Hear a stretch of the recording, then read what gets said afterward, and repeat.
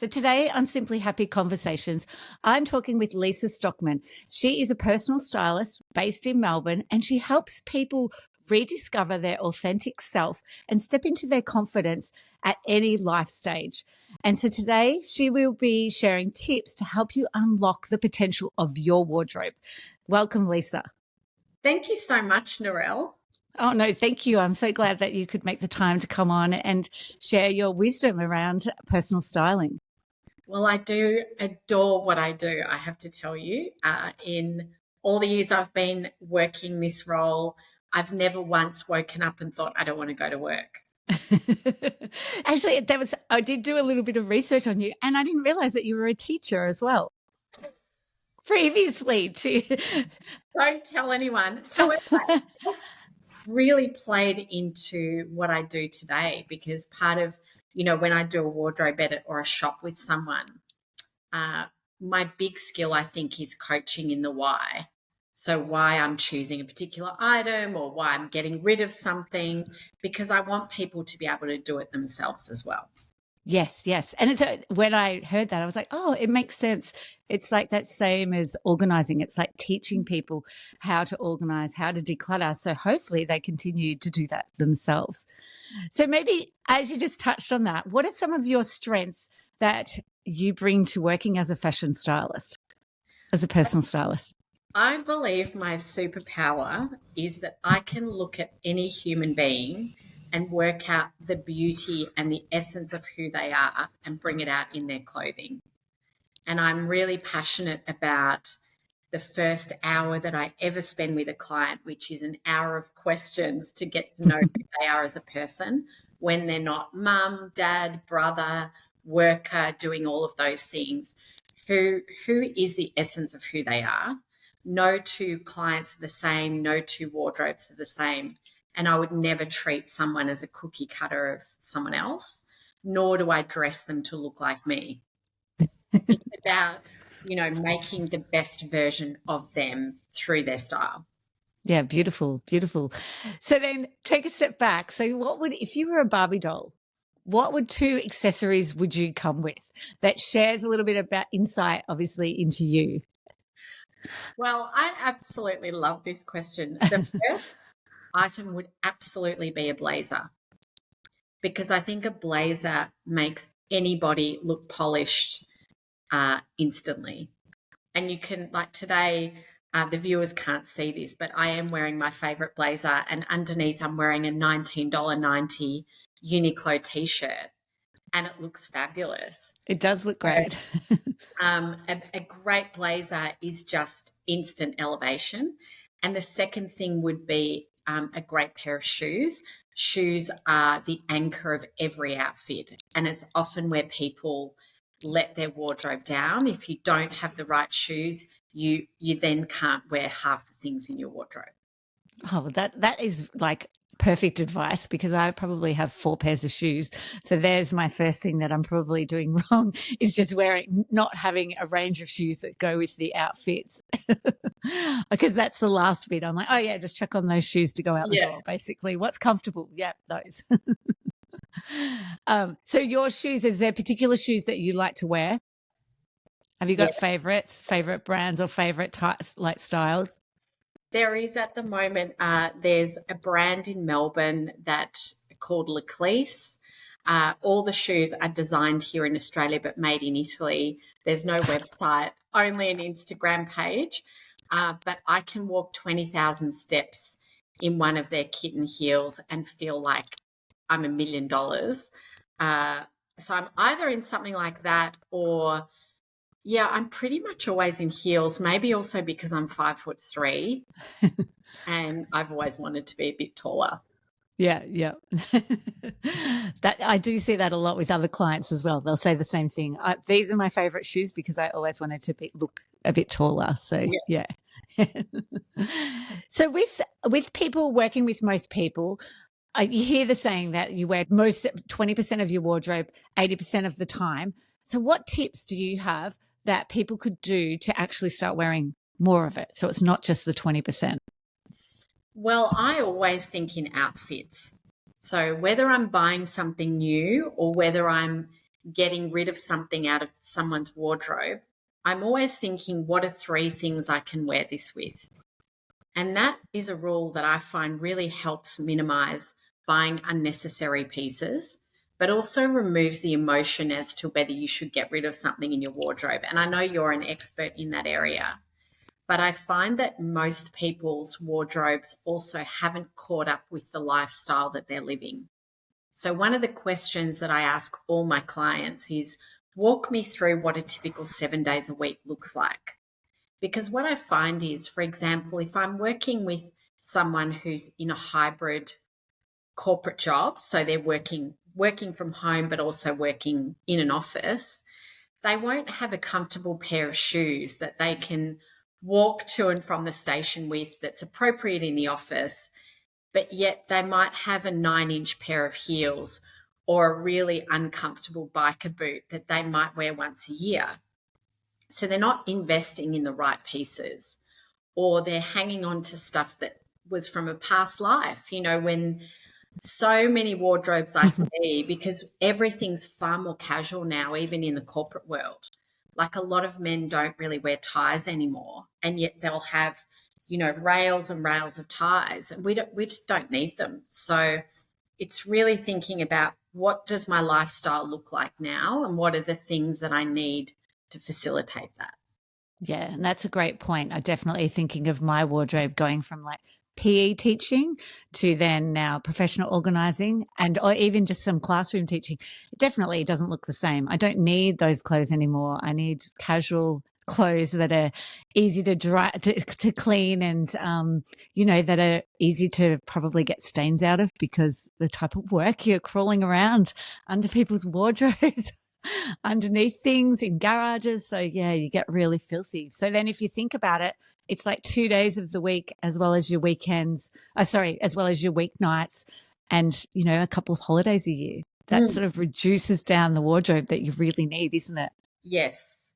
And Yeah. in fact, I was just writing a social media post today about buying things on sale, because I've had a few clients recently that only have ever bought on sale, partly because they didn't think they deserved more than that, or partly because they just think, well, it's a bargain.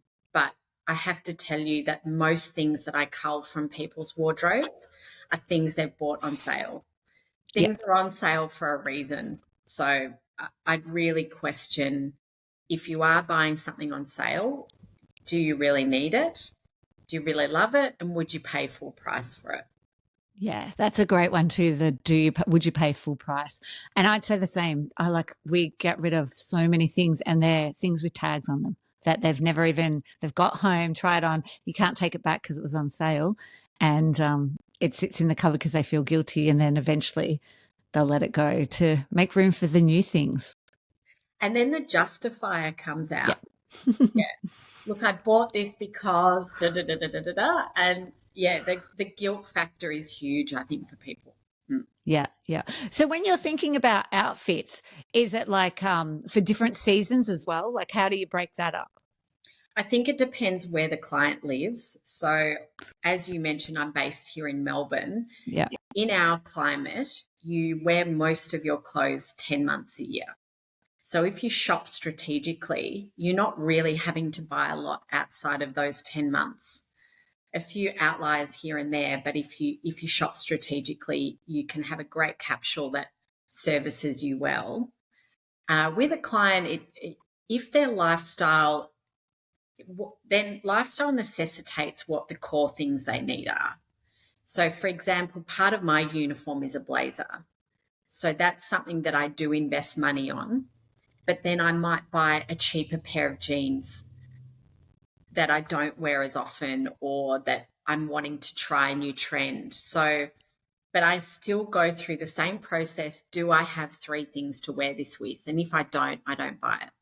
Yeah, that's great. I like that. The 3 things to wear it with, if not, yeah.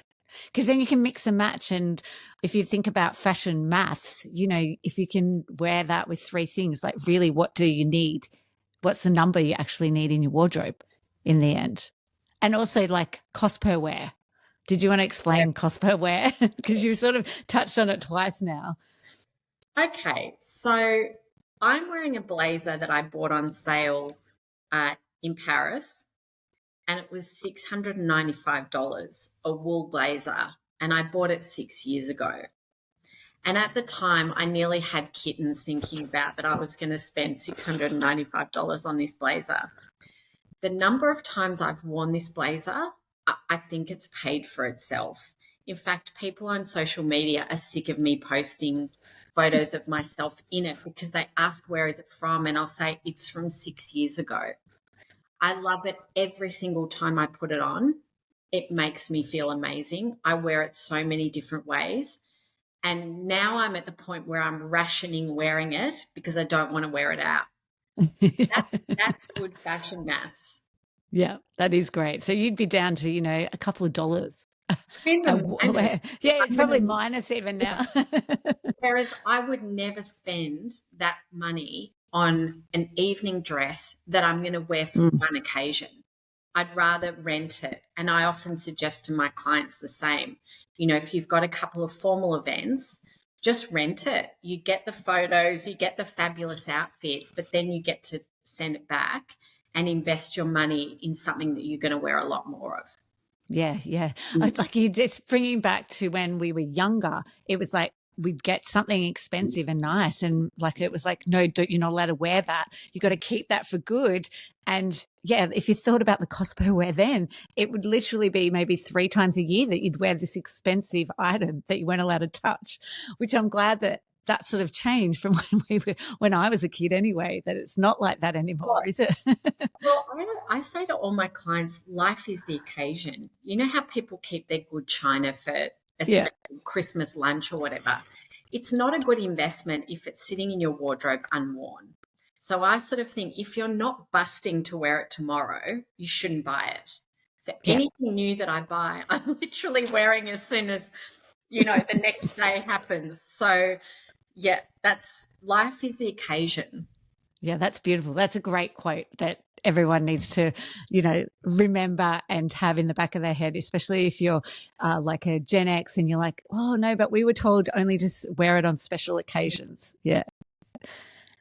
So, what would be your advice for helping us to identify the style that suits us best, especially the way trends are now, too? They're so fast moving. Yeah. So fashion is a business. Style Yes. isn't, style isn't a business.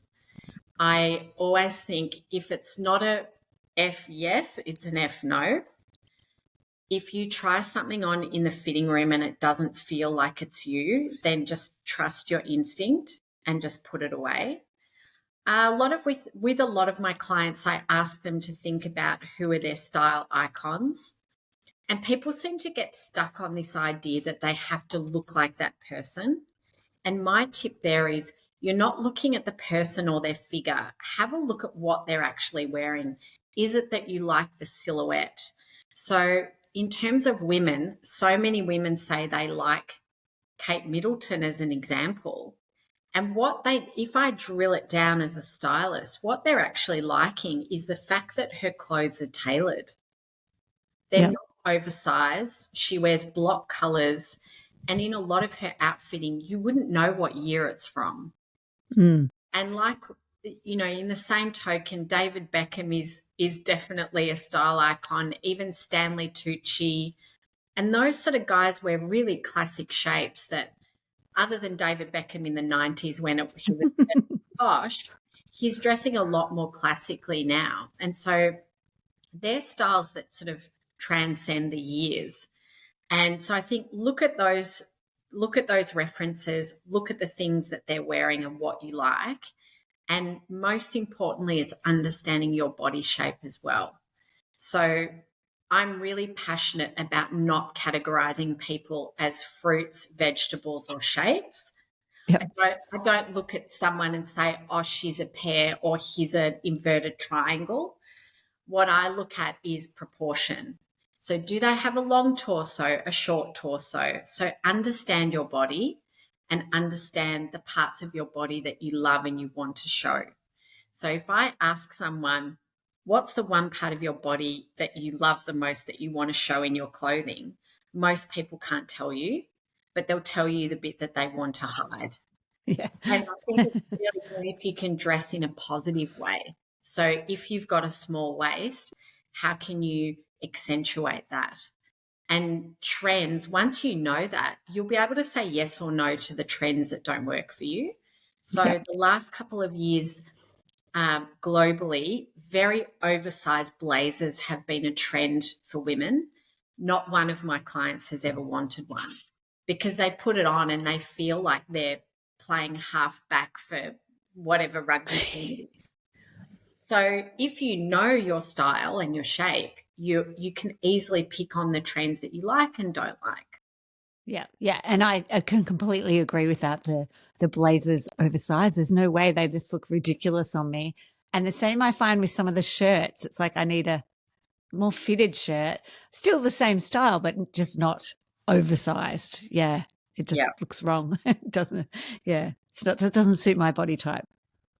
I have a distinct memory of when the muffin top jeans Oh, were in, and it was the late 1990s, early 2000s, and they were really low rise. So it didn't matter how slim you were, but you always had a muffin top.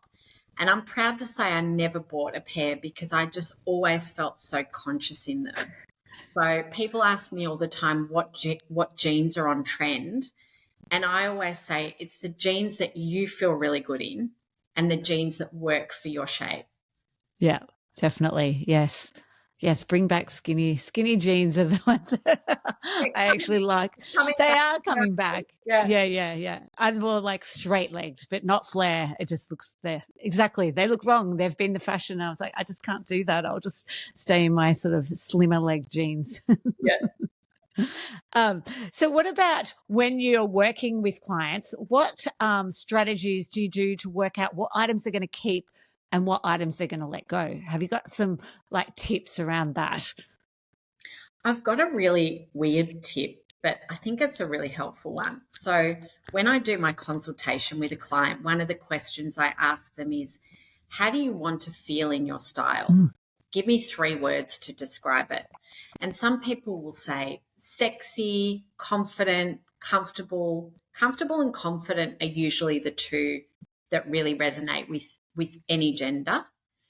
And so think about those words when you're not in your wardrobe, firstly. So, how do you want to feel? And when you then go into your wardrobe, if you're trying to decide whether to get rid of something, ask yourself, does this make me feel confident, comfortable, objectively? And most people would sort of say, actually, it really doesn't. And then you're looking, does it fit me and can I outfit it? And if you're very objective using those 3 steps, getting rid of things becomes very straightforward. And you can sell clothes, you can give clothes to a better home. I know people feel guilty about spending money, on clothes that they're not wearing. But the reality is, if you haven't worn it in a while, you're not going to wear it, And the big thing here is, it breaks my heart when people hang on to clothes that they're just not going to fit into anymore. It's Yeah. really negative for your self-love and self-talk. If you're hanging on to that dress you wore on the dance floor when you were 20 that's minus size 0, that you're just not going to fit it. You're not that person anymore, Yeah. so it's okay to let it go. Yeah. Yeah. It's like you're always then looking in the wardrobe and seeing that, and it's not giving you that positive feeling, is it? It's great as a photo to, go, oh, that was a great time, but seeing it in the item still there. Yeah, I completely agree. And people sort of fantasize about getting back to that size. And it's like, well, but where are you in your life as well right now? Would you even want to get back to looking like that with 5 kids and, and a job, and you're so busy? So, yeah. Yes. Yeah. And I think if you're wanting to keep sentimental things, you just don't want to be hoarding things. And if you're really that attached to it, either hang on to it or take a photo of it and keep the Yeah. photo. Yeah, yeah, definitely. I love that though. The 3 words is really an important thing for people to then reflect on how you want to feel, and will actually help them decide what items they could probably let go of. What about around like things that like this sounds obvious, but people still keep it, like, things that are old fashioned, back in the era, and they're never going to wear it, but they just bought it. Or it's like, what's another one? Like the elastic's gone in it and it's got a hole, but like to me, that's an easy thing to let go of and to move on and let it go. But I find that people still want to hold on to those things. It's almost like, oh, I might mend that and fix it. And it's like, are you really? It's been sitting here for how long? It just never happens. Honestly, It never happens. And, the cost of tailoring at the moment, even things like getting a hem taken up or having jackets fixed and things like that is really, really expensive as the price of everything's gone up. So but it's costing you money sitting there, and it's very overwhelming for people. I always say if you can't see it, you won't wear it. So if you've got a whole lot of stuff jammed into your wardrobe, you're not going to wear half of it anyway. And I have to tell you that when I ask a client, what's one of your goals for our wardrobe edit? 9 times out of 10, they say, can you give me permission just to let something go? And often it's just, and remember, it's served its time. If the elastic's gone and you've worn it heaps, you should feel proud of yourself that you chose something that's done its job. Not everything lasts forever, and our style evolves just as we do as people. Yeah. And you're looking at that cost per wear. You've definitely got the money's worth out of it, isn't it? And it's time to let it go. Absolutely. So if you could give one piece of advice to listeners to avoid a cluttered wardrobe, what would your one piece of advice be? Oh, it's probably the outfitting advice. Yeah. The 3 things, that's a really good objective guide.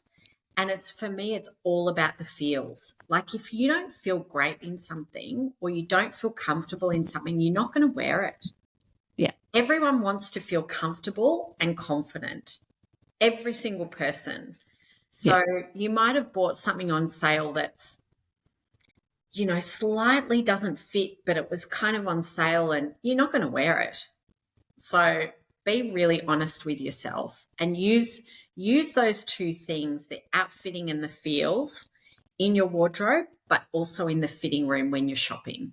Yeah. Do you advise people to like take a photo of themselves in the fitting room? Like, is that a good way to get a judge of what something looks like? No, absolutely. Okay. Unless you're stylist, like some of my clients will send me, I'm trying this on, and I will say absolutely not, or does it come in another color? But I think where people lose their way in style is they're influenced by other people. So the sales assistant will say, you look amazing. And you're standing in the fitting room thinking, I feel really weird here. So that's why if you tune into those 2 things, how does it make me feel and what do I have to wear it with? You're going to be far more objective and buy things far more strategically. Yeah. Great advice. I feel like people need to be going and meditating and doing a little bit more yoga so they can tune into their intuition and, so that it will actually help them with their shopping as well. Yes.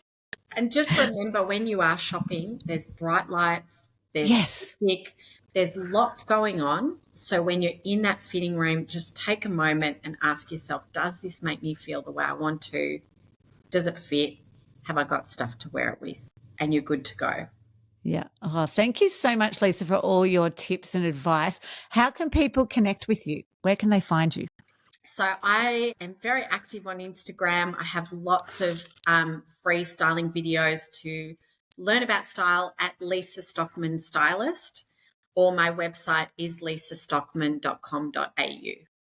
And you do. I love your blazers. You have the most beautiful collection of blazers on your Instagram. So if anyone's looking for a blazer, definitely go to your Instagram feed, because I'm sure you'll find several that you really love. They're like my children, but don't always that. Oh, thank you so much, Lisa. Thanks, Narelle. That's right.